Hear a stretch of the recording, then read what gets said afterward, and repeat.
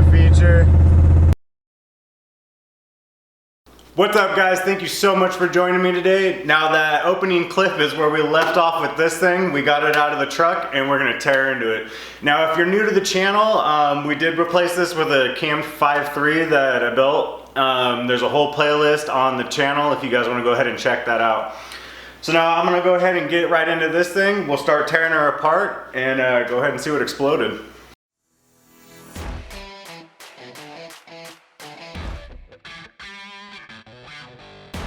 Want to get you guys a quick shot of everything that's going on in here. Nothing good at all, honestly. It is a sludge monster deluxe. Like, I don't even know that's a thing, but that's what this is. It's not good. For everyone that flamed me in the video of the lifter tick video that saw under here, I get where you're coming from, but I promise you, I did regular oil changes. So I do believe that I have a crack head. I'm not sure which one yet, but we'll go ahead and find out. Also, I was gonna clean this up, but screw it. This thing had leaked from literally everything that it could leak from. It does have over 220,000 miles on it, hard miles.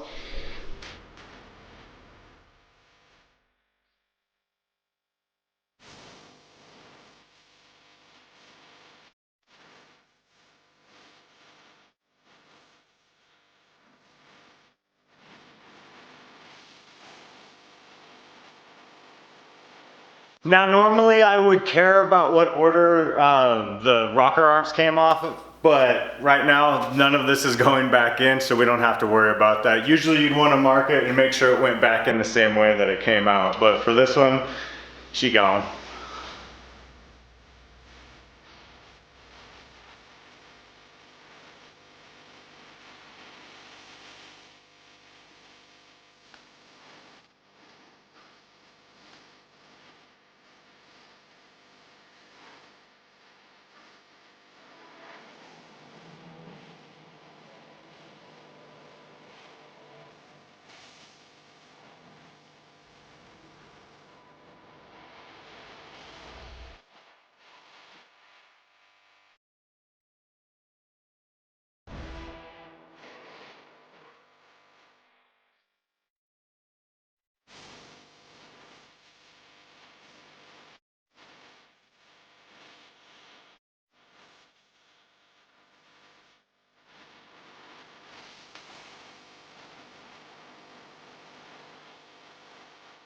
I'll go ahead and get the lifters out in just a second. I just want to go ahead and give you guys a quick little look at the cylinders and the pistons. Now, this one you can tell that when I seafoamed it like forever ago that it actually kind of did a little bit of something. Over here though, I can tell that, I believe that this cylinder and right here is where the coolant was leaking. I'm gonna go ahead and say that that's what that is. Plus, it just smells like dead coolant. Like, this whole engine just reeks. She's in rough shape. I'm really surprised that this thing ran for as long as it did.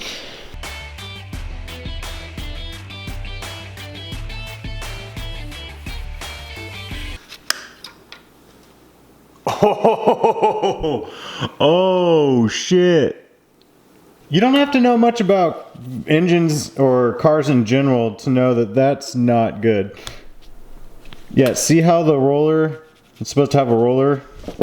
This one's currently missing one. So that's gonna be fun to find in the engine somewhere. So I was right when we pulled the engine and I had to drop the oil pan that there was chunks of lifter in there. Yeah, she said bye-bye. I'm gonna go ahead and get the other ones out and then we'll see. I'm pretty sure those ones are fine though. I got the other ones out. As you guys can see, there's only like standard wear on them. Nothing too bad. They're actually in really good condition. I'm pretty surprised actually. Except for this one. This one's hurting a little bit. I now am very excited to go ahead and pull that cam to see what the cam looks like because that's gonna be definitely interesting. I'm gonna go ahead and get the pulley off. I'll get the front cover off and then we can pull the cam.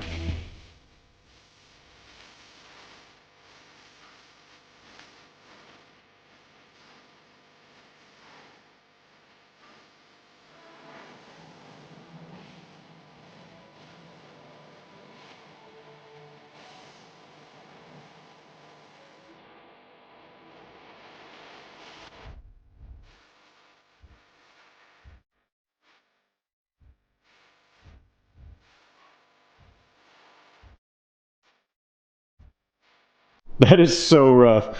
All right, so I'm gonna have to actually remove the oil pan before I can remove the oil pump.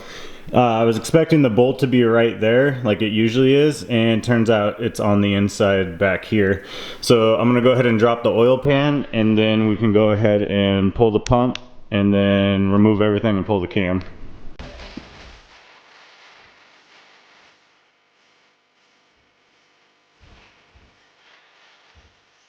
I just wanted to go ahead and mention that if you guys are pulling off the timing set, either doing a cam swap or whatever, swapping out the chain, make sure that these two dots right here are lined up and your number one cylinder's top dead center.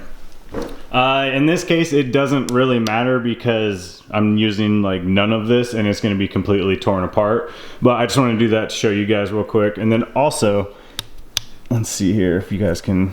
The camera's not really showing you, but this gasket is smashed flat. Like this thing, it should be round and not hard, but yeah, it's flat. So if you guys are running into oil pressure issues, that's usually the number one thing that goes out with these 5.3s.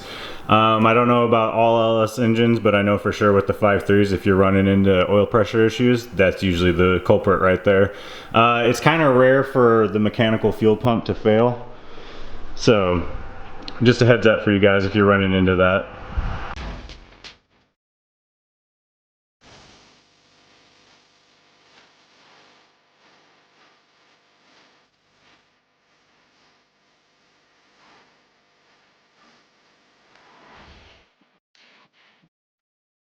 That's probably a little rougher than you want to pull the cam out, but I'm not too concerned about the bearings. Like I said earlier, like everything's going to be pulled out and swapped out for good stuff. The cam's actually surprisingly in a lot better shape than I thought it was going to be. As you guys can see right here, this was the main lobe right here that got smashed. I mean, she's pretty flat, not as flat as I was expecting. There's a pretty good groove in there, and there's actually chunks missing out of this lobe right here. So surprisingly, it's in better shape than I thought. I mean, you would never really want to ever, actually you would never want to use this again. This will go up on the wall of fail or wherever. So I noticed that let me go ahead and get my flashlight right here. I noticed that the bits that we saw when we dropped the pan when we pulled the engine in the first place are still right there. So I'm gonna go ahead and fish those out with the magnet real quick, and then we'll flip her over. So I just found a couple chunks right here, found the pin, and then a couple pieces of the roller right there. But then I also found this. Now that looks somewhat important. Not that this isn't important, I knew this was gonna be bad though, but I found some extra goodies that I didn't know would be in there.